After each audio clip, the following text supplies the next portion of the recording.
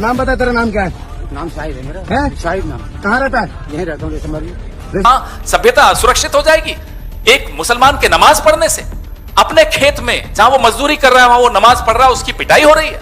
ये लानत है इस पार्टी पर, लानत है मोहन भागवत पर, लानत है आरएसएस पर।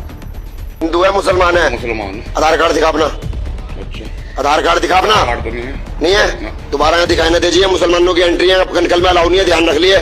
तुझे प्यार से समझा रहा, बजरंग दल से हूँ, राष्ट्रीय महाकाल सेना।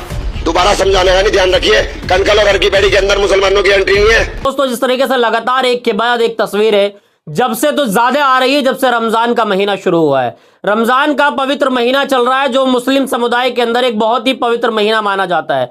रमजान के आज 8 रोजे हुए हैं और इस बीच एक दो नहीं, कई तस्वीरें ऐसी आ गई, कई जगह की वीडियोस ऐसी आ गई है जो कहीं ना कहीं विचलित कर रही है, परेशान कर रही है। ऐसा लग रहा है कि देश को वाकई आग की तरफ धकेलने की कोशिश की जा रही है। देश के अंदर कहीं हिंदू मुसलमान के नाम पर मुस्लिम को पीटा जाता है, कहीं पार्क में खुले में नमाज पढ़ने के ऊपर एक मुस्लिम को दौड़ा दौड़ा कर मारा जाता है, तो कहीं कोई व्यक्ति अगर हिंदू मोहल्ले के अंदर कबाड़े की फेरी करने पहुंच जाता है तो उसके साथ किस तरह की अभद्रता की जाती है। वो तमाम तस्वीरें एक के बाद एक निकल कर आ रही है और वो तमाम तस्वीरें देश को आग की तरफ झोंक रही है।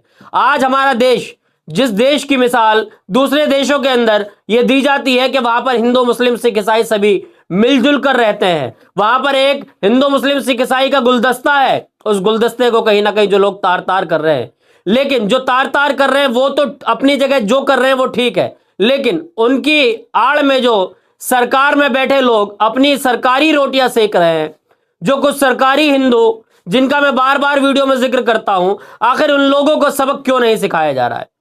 और अक्सर तस्वीरें जो निकल कर आ रही है वो भाजपा शासित प्रदेशों से है।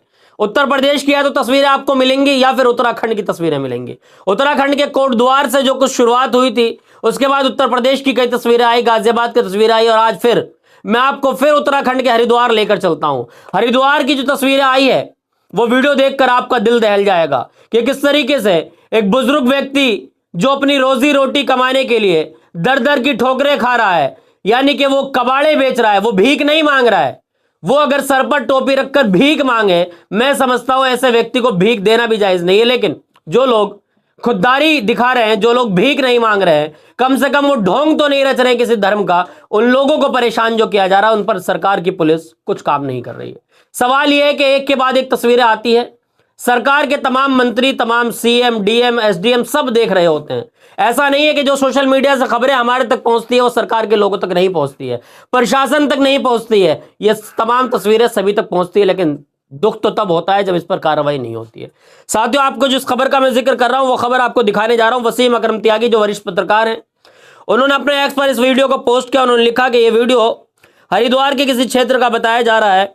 कोई चंचल भारद्वाज नामी गुंडा एक मुस्लिम को धमका रहा है, उसके साथ बदकलामी कर रहा है, उसे क्षेत्र में दोबारा ना आने की धमकी दे रहा है। उत्तराखंड पुलिस जो है वो इन गुंडों को सबक नहीं सिखा सकते, तो लानत है। अगर पुलिस सबक नहीं सिखा सकती है तो पुलिस पर लानत है, ये एक पत्रकार लिख रहा है। सोचिए, एक सुलझा हुआ पत्रकार, एक देश का वो पत्रकार जो तमाम मुद्दों पर बेबाकी से लिखता है, जो उसका असल काम है, वो व्यक्ति कह रहा है कि अगर इन गुंडों को पुलिस सबक ना सिखा पाए तो पुलिस पर लानत है। क्या पुलिस इस लानत को अपने ऊपर मान रही है या फिर उस गुंडे के खिलाफ कार्रवाई होगी? साथियों, पहले वीडियो देखिए, आप उसके बाद बताता हूं आगे क्या कुछ चल रहा है। देखिए इस वीडियो। ज्वालापुर से हिंदू है मुसलमान है?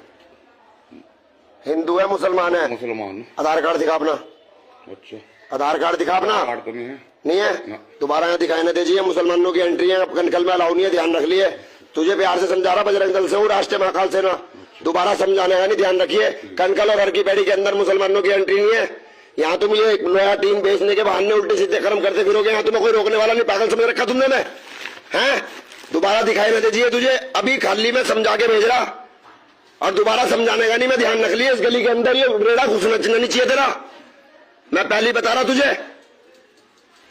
मुसलमानों की एंट्री बंद है यहाँ, निकलने से लेके लोअर टीन को, नहीं तो तेरे अंदर से लोअर टीन में बंद करके भेजूंगा तुझे। जी हाँ साथियों, आपने इस वीडियो को देख लिया। ऐसी वीडियो अभी पिछले दिनों आपने देखा कि एक पार्क के अंदर एक रोजेदार जिसने पूरे दिन उपवास रखा, जो पूरे दिन भूखा प्यासा रह रहा है, बहुत सारे लोग जब सनातन धर्म के मानने वाले, वो लोग जब नवरात्रे का व्रत रखते हैं, उनका भी मान सम्मान बराबर का। इसी तरीके से मुस्लिम समुदाय के लोग जब रोजा रखते हैं, ये 12-14 घंटे का रोजा, जिसमें एक पानी का घूंट नहीं पीना होता है, अपने रब को याद करना होता है। वो व्यक्ति पास के एक मकान में मजदूरी करने वाला व्यक्ति जब मजदूरी कर रहा होता है, उसकी नमाज का वक्त हो जाता है, वो व्यक्ति खुले एक पार्क के अंदर, एक खुली जमीन पर जो है वो नमाज पढ़ने लगता है। एक भगवाधारी गुंडा, एक मंदिर का पुजारी, वो अपने आप को पुजारी कह रहा है, लेकिन मैं समझता हूं कि पुजारी शब्द का अपमान होगा कि उस व्यक्ति को पुजारी कहा जाए। उसको गुंडा ही कहना ठीक है। वो व्यक्ति आता है, उस व्यक्ति को, नमाज पढ़ते हुए व्यक्ति का इंतजार नहीं करता, उस व्यक्ति को नमाज पढ़ते वक्त में लात मारी जाती है, उसके बाद पीटा जाता है, अभद्रता की जाती है, गालियां बकी जाती है, उस व्यक्ति के ऊपर भी कार्रवाई नहीं होती। सवाल यह है कि ऐसे ही तमाम जब खबरें पहुंचती है तो विपक्ष में कांग्रेस के नेता हैं, कांग्रेस के पवन खेड़ा जो प्रवक्ता हैं, उन्होंने अपने एक प्रेस कॉन्फ्रेंस करी। उसमें जो है उन्होंने एक बहुत ही जोशीला बयान दिया। मैं समझता हूं कि वो कहीं ना कहीं इंसानियत की आवाज़ है जो उन्होंने उठाई है।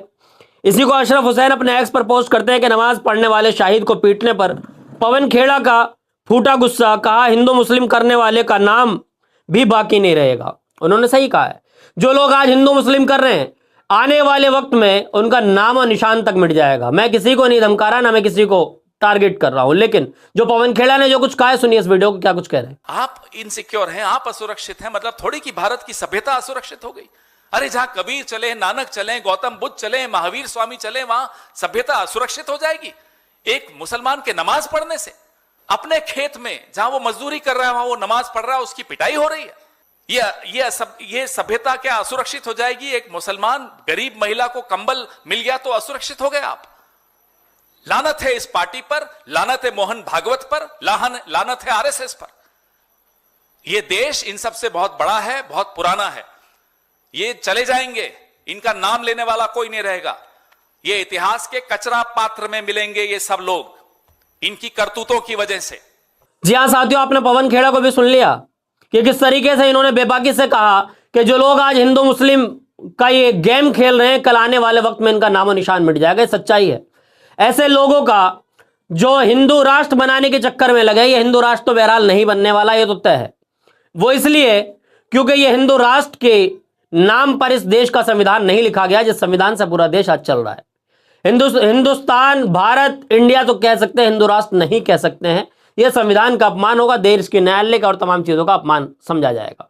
साथियों, ये नफरत इतनी भरी हुई है, इन नफरत की तस्वीर जब निकाल कर देखी जाएगा और आने वाले वक्त में जब ऐसे लोगों का, ऐसी सरकारों का इतिहास लिखा जाएगा, तो आने वाली नस्लें काले बोर्ड पर, काले कालिक से, काले अक्षरों से इनका नाम लिखेंगे, ताकि उसमें कुछ भी ना चमके।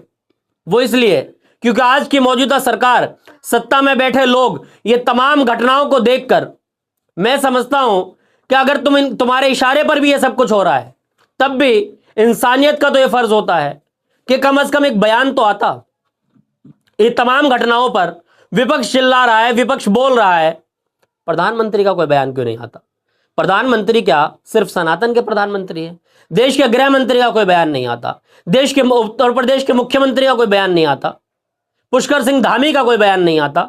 ये तमाम वो मुख्यमंत्री हैं जो अपने आप को बहुत प्रभावशाली मुख्यमंत्री समझते हैं, जिनका प्रचार किया जाता है देश का नंबर 1 प्रदेश उत्तर प्रदेश। यहां की कानून व्यवस्था की हालत है, कानून व्यवस्था की, स्वास्थ्य व्यवस्था की हालत है कि महिलाएं की मौत सड़कों पर हो जाती है। बच्चे जलने वाली महिलाएं, उनको अस्पताल में बेड तक नहीं मिलते हैं। यह उत्तर प्रदेश की हालत है।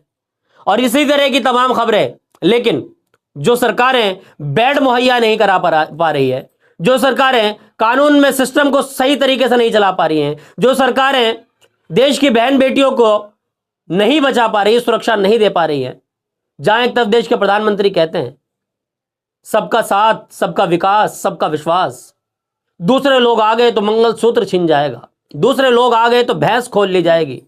मैं समझता हूं कि आजादी के बाद से बहुत लंबे समय तक दूसरी सरकारें रही, लेकिन ना ही किसी की भैंस खुली है और ना ही किसी का मंगलसूत्र छिना है। लेकिन इस सरकार ने लोगों को सिर्फ भ्रमित किया है, और भ्रमित कर करके लोगों के साथ आज ये स्थिति है। लोगों के मन में इतनी नफरत भर चुकी है कि कोई हिंदू किसी मुसलमान को देखना नहीं चाह रहा है।